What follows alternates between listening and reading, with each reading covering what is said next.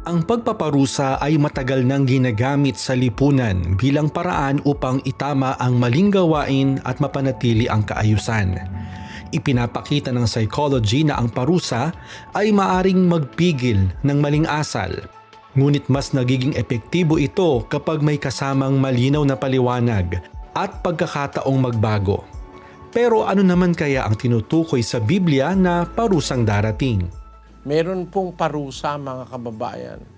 13:11 ng Isayas, sabi ng Panginoon, At aking parurusahan ang sanglibutan dahil sa kanilang kasamaan, at ang mga masama dahil sa kanilang kabalakyutan, at aking patitigilin ang kahambugan ng palalo, at aking ibababa ang kapalaluan ng kakinakilabot. ayan, sabi ng Diyos, aking parurusahan ang sanlibutan dahil sa kanilang kasamaan, ang masama dahil sa kanilang kabalakyutan, aking patitigilin ang kahambugan ng palalo.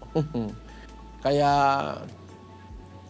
bago sana dumating yung araw na yon, mga kababayan, hinihikayat namin kayo na kumilala sa Panginoon.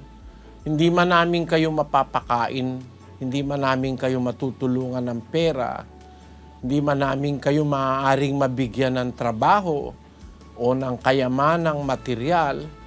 Malaking bagay po na maitutulong namin sa inyo kung inyong mamarapatin ang aming nasa liksik na katotohanan sa Biblia ay ating paniwalaan at maglingkod tayo sa Panginoon Diyos na lumikha ng ating mga buhay.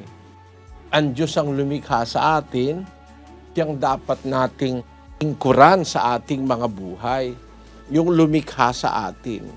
Ang sabi sa pasyon, sukat mong maalaman sa sulat na papalaman. Ang poong Diyos nga lamang, siyang dapat naluhuran at sambahin gabit araw. Ang sabi ng kasulatan. Meron tayong Diyos na dapat na sambahin gabit araw. Sino yon? Yung poong Diyos lamang, ang Diyos na makapangyarihan sa lahat, na gumawa sa atin at ng lahat ng bagay na ating kinakailangan sa buhay. Yun po ang Diyos na dapat nating paglingkuran para tayo maligtas sa parusang darating.